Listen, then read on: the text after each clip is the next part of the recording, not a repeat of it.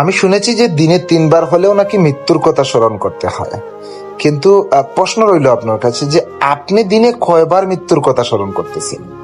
আমার মনে হয় আমি বছরে একবারও মৃত্যুর কথা স্মরণ করি না, যদি কেউ মারা না যায় অথবা কারোর জানা যায় না যাই অথবা কাউকে খবর দিতে না যাই, তাহলে আমার মনে হয় মৃত্যুর কথা আমাদের কখনো স্মরণ হয় না।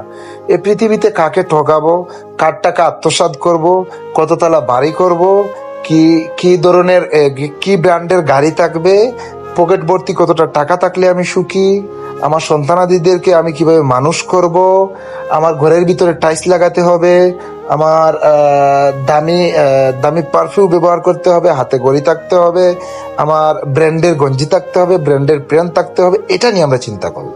কিন্তু যে জায়গায় যাওয়ার পর আমাদের আর কখনো মৃত্যু নেই, সেই জায়গা সম্বন্ধে আমরা কতটুকু অবগত আছি এবং কতটুকু সেই জায়গা নিয়ে আমরা চিন্তাধারা করতেছি।